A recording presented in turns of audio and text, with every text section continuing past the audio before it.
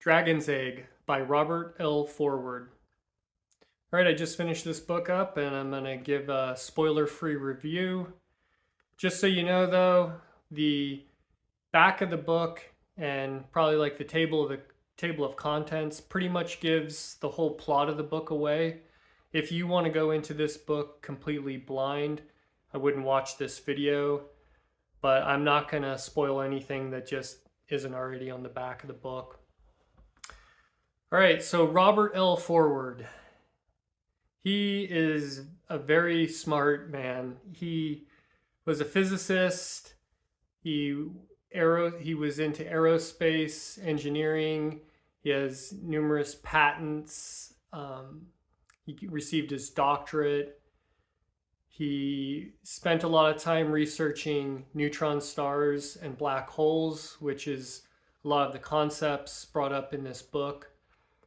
And I got to say, this book challenged my science fiction reading comprehension. I I did okay with it. There was parts of it that were very hard to visualize and understand, but I believe I understand everything that happened in the book.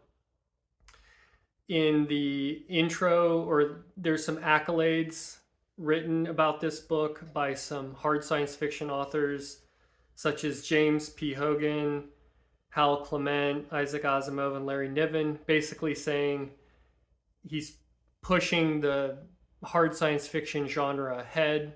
It's kind of a hard science fiction book written for hard science fiction authors almost. And it's just amazing that the amount of work that was probably put into this book, yet still, it reads like a novel still. It's definitely one of the hardest science fiction books I've read, but there's still enough going on in it too that you get a story, and it doesn't read just like a textbook. There's little sections of it that maybe do, but overall it's very entertaining. So the plot of this book, like I said, is mostly all given away on the back of the book.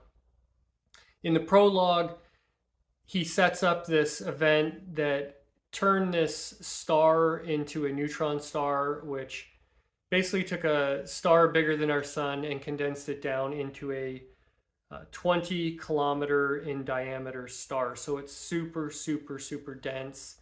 And because of that, the gravity is 67 billion times that of Earth.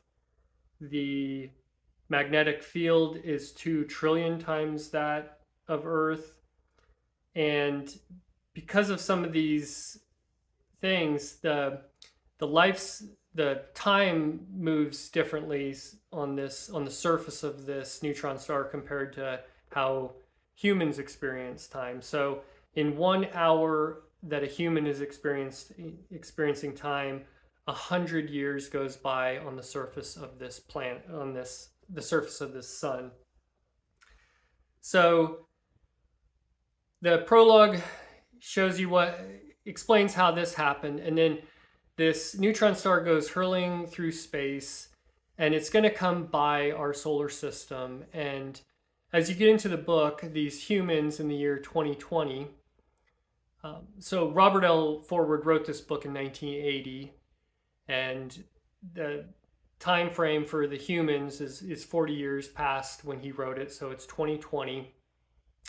And it goes into how the humans discovered this thing, because it's not very hard. It's not very easy to spot this dense object traveling through space. It's almost like a black hole in itself in a way. And so he goes into that, and then the humans get this mission together. They send some people out to observe this thing, and some really interesting things.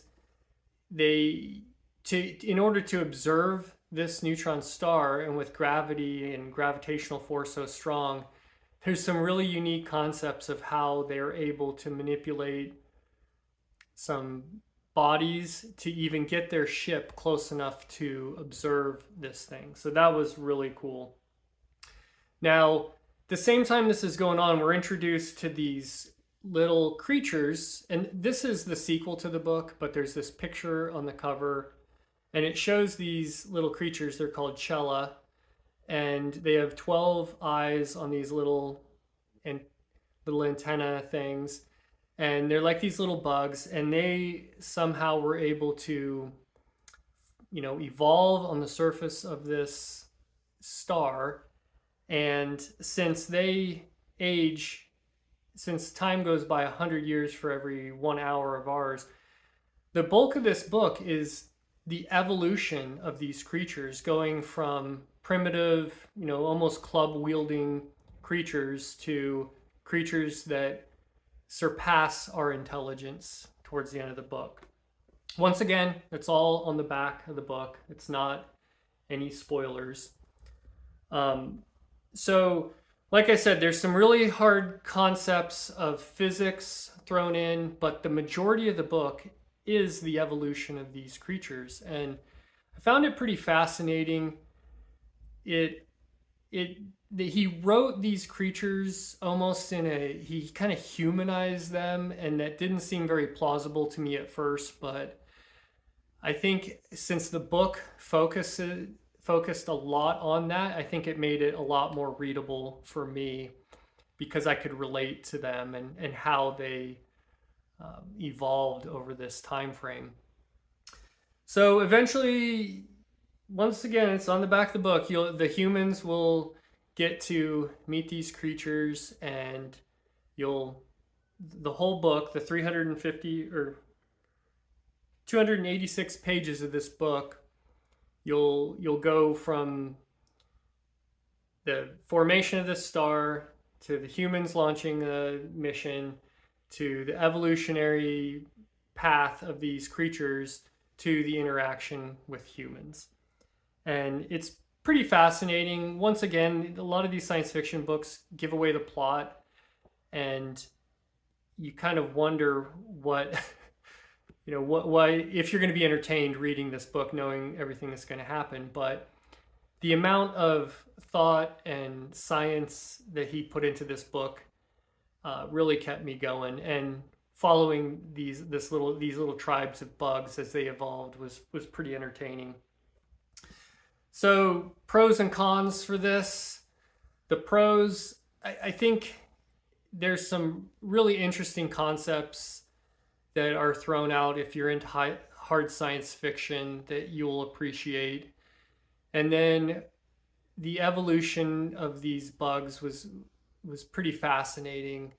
The writing style was really good, even though he's so far beyond my little brain. He was readable, and it was kind of like he was helping you along, trying to explain it, but at the same time challenging my understanding of some of these concepts. Everyone's going to be different, and you'll have to decide if this is something for you. I've read some other hard science fiction, but this is definitely the hardest science fiction I've read. So the cons, there's not a lot of plot to this book that isn't just given away. You're not going to get a lot of deep character development. There's a little bit.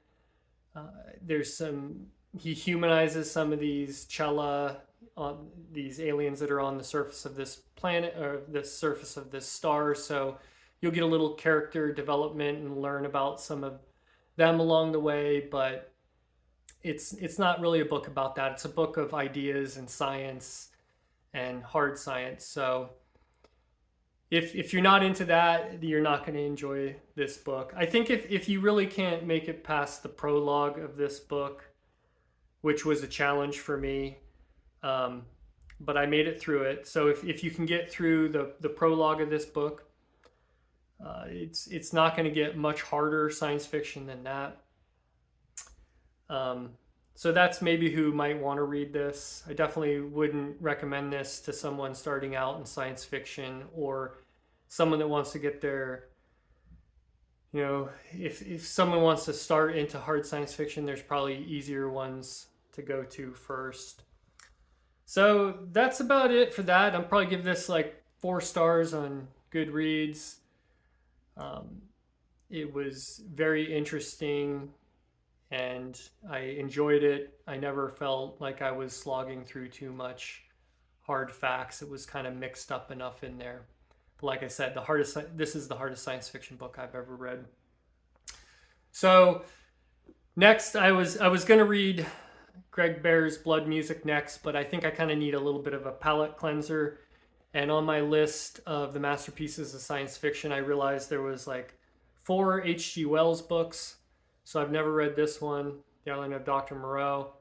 Seen the movie, but I think I'm going to read this as a little palate cleanser and then maybe go into Blood Music after that. So thanks for watching the video, and we'll see you later.